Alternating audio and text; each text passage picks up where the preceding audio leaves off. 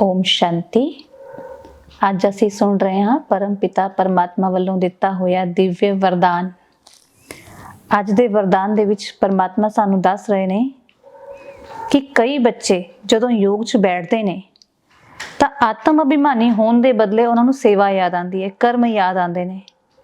ਲੇਕਿਨ ਇਸ ਤਰ੍ਹਾਂ ਨਹੀਂ ਹੋਣਾ ਚਾਹੀਦਾ, ਕਿਉਂਕਿ ਜੇਕਰ ਲਾਸਟ ਸਮੇਂ ਦੇ ਵਿੱਚ ਅਸ਼ਰੀਰੀ ਬਣਨ ਦੀ ਬਜਾਏ सेवा ਦਾ ਜਾਂ ਕਰਮਾਂ ਦਾ ਸੰਕਲਪ ਚੱਲਿਆ ਤੇ ਸੈਕਿੰਡ ਦੇ ਪੇਪਰ ਵਿੱਚ ਫੇਲ ਹੋ ਜਾਵਾਂਗੇ। ਉਸ ਟਾਈਮ ਸਿਵਾਏ ਪਰਮਾਤਮਾ ਦੇ ਨਿਰਾਕਾਰੀ, ਨਿਰਵਿਕਾਰੀ, ਨਿਰੰਕਾਰੀ ਕੁਛ ਯਾਦ ਨਾ ਆਵੇ। ਸੇਵਾ ਵਿੱਚ ਫਿਰ ਵੀ ਸਾਕਾਰ ਵਿੱਚ ਆ ਜਾਂਦੇ ਆ। ਇਸ ਲਈ ਅਭਿਆਸ ਕਰੋ ਕਿ ਜਿਸ ਸਮੇਂ ਜਿਸ ਸਥਿਤੀ ਦੇ ਵਿੱਚ ਸਥਿਤ ਹੋਣਾ ਚਾਹੀਏ ਸਥਿਤ ਹੋ ਜਾਏ। ਤਦ ਕਹਾਂਗੇ ਮਾਸਟਰ ਸਰਵ ਸ਼ਕਤੀਵਾਨ, ਕੰਟਰੋਲਿੰਗ ਅਤੇ ਰੂਲਿੰਗ ਪਾਵਰ ਵਾਲੇ। ਅੱਜ ਦੇ ਵਰਦਾਨ ਦੇ ਵਿੱਚ ਪਰਮਾਤਮਾ ਸਾਨੂੰ ਸਮਝਾ ਰਹੇ ਨੇ, ਜਿਵੇਂ ਅਸੀਂ ਕੱਲ ਸੁਣਿਆ ਕਿ ਅਸੀਂ ਪਰਮਾਤਮਾ ਦੀ ਯਾਦ ਦੇ ਵਿੱਚ ਹਰ ਕਰਮ ਕਰੀਏ, ਲੇਕਿਨ ਵਿੱਚ ਸਾਨੂੰ ਬੈਠ ਕੇ ਵੀ ਉਸ ਦੇ ਨਾਲ ਆਪਣੇ ਆਪ ਨੂੰ ਜੋੜਨ ਦਾ ਅਭਿਆਸ ਕਰਨਾ ਹੈ। ਜਿਸ ਤਰ੍ਹਾਂ ਕਿਹਾ ਜਾਂਦਾ ਅੰਮ੍ਰਿਤ ਵੇਲੇ ਉਸ ਨੂੰ ਯਾਦ ਕਰੋ, ਨੁਮਾ ਸ਼ਾਮ ਉਸ ਨੂੰ ਯਾਦ ਕਰੋ। ਜਦੋਂ ਵੀ ਤੁਸੀਂ ਫ੍ਰੀ ਹੋ ਵਿਚਕਾਰ ਆਪਣੀ ਸਾਰੀ ਦਿਨਚਰਿਆ ਦੇ ਵਿੱਚ ਵਿਚਕਾਰ ਰੁਕ ਕੇ ਥੋੜੀ ਦੇਰ ਲਈ ਉਹਦੇ ਨਾਲ ਆਪਣੇ ਆਪ ਨੂੰ ਜੋੜੋ। ਪਰ ਉਹ ਜੋੜਨ ਦਾ ਤਰੀਕਾ ਕੀ ਹੈ? ਜਦੋਂ ਵੀ ਅਸੀਂ ਪਰਮਾਤਮਾ ਨਾਲ ਜੁੜਨ ਦੀ ਗੱਲ ਕਰਦੇ ਹਾਂ, ਸਾਰਿਆਂ ਦੇ ਮਨ ਦੇ ਵਿੱਚ ਕੁਐਸਚਨ ਉੱਠਦਾ ਹੈ ਕਿ ਅਸੀਂ ਚਾਹੁੰਦੇ ਤਾਂ ਹਾਂ, ਅਸੀਂ ਕੋਸ਼ਿਸ਼ ਤਾਂ ਕਰ ਰਹੇ ਹਾਂ, ਪਰ ਹੁੰਦਾ ਨਹੀਂ। ਉਹਦਾ ਕਾਰਨ ਕੀ ਹੈ? ਅਖੀਰ ਪਰਮਾਤਮਾ ਦੇ ਨਾਲ ਜੁੜਨਾ ਕਿੰਨੇ ਹੈ? ਪਰਮਾਤਮਾ ਦੇ ਨਾਲ ਜੁੜਨ ਵਾਲੀ ਕੌਣ ਹੈ? ਕਿਉਂਕਿ ਸਰੀਰ ਲਈ ਤਾਂ ਅਸੀਂ ਕਹਿੰਦੇ ਹਾਂ ਤਾਂ ਨਾਸ਼ਵਾਨ ਹੈ, ਮਿੱਟੀ ਦਾ ਪੁਤਲਾ ਹੈ, ਇੱਕ ਦਿਨ ਮਿੱਟੀ ਦੇ ਵਿੱਚ ਹੀ ਮਿਲ ਜਾਏਗਾ। ਪਰਮਾਤਮਾ ਦੇ ਕੋਲ ਕਿੰਨੇ ਜਾਣਾ ਹੈ? ਕਿਸ ਲਈ ਕਿਹਾ ਗਿਆ ਕਿ ਪਰਮਾਤਮਾ ਆਤਮਾ ਨੂੰ ਪਰਮਾਤਮਾ ਦੇ ਚਰਨਾਂ ਵਿੱਚ ਵਾਸ ਮਿਲੇ? ਇਸ ਦਾ ਮਤਲਬ ਕੀ ਹੈ ਕਿ ਸਰੀਰ ਪਰਮਾਤਮਾ ਦੇ ਕੋਲ ਨਹੀਂ ਜਾਂਦਾ। ਸਰੀਰ ਤਾਂ ਇਸ ਮਿੱਟੀ ਦਾ ਬਣਿਆ ਹੋਇਆ, ਪੰਜ ਤੱਤਾਂ ਦਾ ਬਣਾ ਹੋਇਆ, ਪੰਜ ਤੱਤਾਂ ਦੇ ਵਿੱਚ ਹੀ ਮਿਲ ਜਾਂਦਾ ਹੈ। ਪਰਮਾਤਮਾ ਦੇ ਕੋਲ ਜਾਣ ਵਾਲੀ ਹੈ ਆਤਮਾ, ਜਿਸ ਨੂੰ ਸਾਇੰਸ ਨੇ ਨਾਮ ਦਿੱਤਾ ਹੈ ਐਨਰਜੀ ਹੈ, ਜੋ ਇਸ ਬੋਡੀ ਨੂੰ ਚਲਾ ਰਹੀ ਹੈ। ਕੋਈ ਪਾਵਰ ਹੈ ਜੋ ਇਸ ਬੋਡੀ ਨੂੰ ਚਲਾ ਰਹੀ ਹੈ। ਕਿਸੇ ਨੇ ਉਸ ਨੂੰ ਪ੍ਰਾਣ ਸ਼ਕਤੀ ਕਿਹਾ, ਕਿਸੇ ਨੇ ਉਸ ਨੂੰ ਆਤਮਾ ਕਿਹਾ, ਕਿਸੇ ਨੇ ਉਸ ਨੂੰ ਸੋਲ ਕਿਹਾ, ਕਿਸੇ ਨੇ ਉਸ ਨੂੰ ਰੂਹ ਕਿਹਾ। ਕਿ ਉਹ ਰੂਹ, ਉਹ ਆਤਮਾ, ਉਹ ਐਨਰਜੀ ਜਦ ਤੱਕ ਇਸ ਸਰੀਰ ਦੇ ਵਿੱਚ ਕੰਮ ਕਰ ਰਹੀ ਹੈ, ਇਹ ਸਰੀਰ ਚੱਲ ਰਿਹਾ ਹੈ। ਜਿਸ ਦਿਨ ਉਹ ਐਨਰਜੀ ਨਿਕਲ ਗਈ, ਲੋਕ ਕਹਿੰਦੇ ਨੇ ਪ੍ਰਾਣ ਨਿਕਲ ਗਏ, ਆਤਮਾ ਨਿਕਲ ਗਈ, ਉਸ ਸਰੀਰ ਦਾ ਕੋਈ ਮੁੱਲ ਨਹੀਂ, ਹੁਣ ਉਸ ਨੂੰ ਕੋਈ ਆਪਣੇ ਘਰ ਦੇ ਵਿੱਚ ਨਹੀਂ ਰੱਖਦਾ। ਪਰਮਾਤਮਾ ਕਹਿੰਦੇ ਨੇ ਆਤਮਾ ਨੂੰ ਅਸੀਂ ਯਾਦ ਕਰਨਾ ਹੈ, ਲੇਕਿਨ ਕਦ ਕਰਦੇ ਹਾਂ? ਦੁਨੀਆ ਵਿੱਚ ਦੇਖਦੇ ਹਾਂ ਜਦੋਂ ਸਰੀਰ ਛੁੱਟ ਜਾਂਦਾ ਹੈ, ਡੈਥ ਹੋ ਜਾਂਦੀ ਹੈ, ਉਸ ਤੋਂ ਬਾਅਦ ਅਸੀਂ ਸੋਚਦੇ ਹਾਂ ਵੀ ਆਤਮਾ ਲਈ ਕੁਝ ਕਰੋ। ਪਰ ਪਰਮਾਤਮਾ ਕਹਿੰਦੇ ਨੇ ਜੀਂਦੇ ਜੀ ਆਤਮਾ ਨੂੰ ਪਰਮਾਤਮਾ ਨਾਲ ਜੋੜਨ ਦਾ ਅਭਿਆਸ ਕਰੋ। ਇਸ ਲਈ ਜਦੋਂ ਅਸੀਂ ਪਰਮਾਤਮਾ ਦੀ ਯਾਦ ਦੇ ਵਿੱਚ ਬੈਠਣਾ ਹੈ ਤਾਂ ਉਸ ਟਾਈਮ ਆਪਣੇ ਮਨ ਨੂੰ ਚਾਰੇ ਪਾਸਿਓਂ ਹਟਾ ਕੇ ਸਿਰਫ ਅਤੇ ਸਿਰਫ ਸਾਨੂੰ ਯਾਦ ਰਵੇ ਕਿ ਮੈਂ ਕੌਣ ਹਾਂ। ਮੈਂ ਹੱਥ ਨਹੀਂ, ਮੈਂ ਪੈਰ ਨਹੀਂ, ਮੈਂ ਮੂੰਹ ਨਹੀਂ। ਕਦੇ ਵੀ ਅਸੀਂ ਆਪਣਾ ਪਰਿਚੈ ਇਸ ਤਰ੍ਹਾਂ ਨਹੀਂ ਦਿੰਦੇ ਕਿ ਅੱਜ ਮੈਂ ਸਿਰ ਦੇ ਵਿੱਚ ਦਰਦ ਹਾਂ, ਮੈਂ ਹੱਥ ਦੇ ਵਿੱਚ ਦਰਦ ਹਾਂ। ਨਹੀਂ, ਕਹਿੰਦੇ ਨੇ ਮੇਰੇ ਸਿਰ ਦੇ ਵਿੱਚ ਦਰਦ ਹੈ, ਮੇਰੇ ਹੱਥਾਂ ਪੈਰਾਂ ਦੇ ਵਿੱਚ ਦਰਦ ਹੈ, ਜਾਂ ਅੱਜ ਮੈਨੂੰ ਇਹ ਤਕਲੀਫ ਹੈ। ਅਸੀਂ ਕਦੇ ਵੀ ਇਹ ਨਹੀਂ ਕਹਿੰਦੇ ਕਿ ਮੈਂ ਸਰੀਰ ਹਾਂ। ਹਮੇਸ਼ਾ ਅਸੀਂ ਕਹਿੰਦੇ ਹਾਂ ਮੇਰਾ ਸਰੀਰ ਹੈ। ਆਈ ਬੋਡੀ ਕਦੇ ਨਹੀਂ ਕਿਹਾ, ਮਾਈ ਬੋਡੀ ਕਿਹਾ। ਇਹਦਾ ਮਤਲਬ ਮੇਰਾ ਕਹਿਣ ਵਾਲੀ ਮੈਂ ਅਲੱਗ। ਮੈਂ ਅਲੱਗ ਕੌਣ?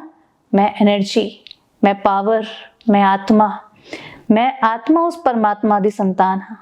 ਇਸ ਕਰਕੇ ਜਦੋਂ ਵੀ ਅਸੀਂ ਮੈਡੀਟੇਸ਼ਨ ਦੇ ਵਿੱਚ ਬੈਠਣਾ ਹੈ ਜਾਂ ਉਸ ਪਰਮਾਤਮਾ ਦੀ ਯਾਦ ਦੇ ਵਿੱਚ ਬੈਠਣਾ ਹੈ, ਸਾਨੂੰ ਯਾਦ ਆਵੇ ਕਿ ਮੈਂ ਕੌਣ।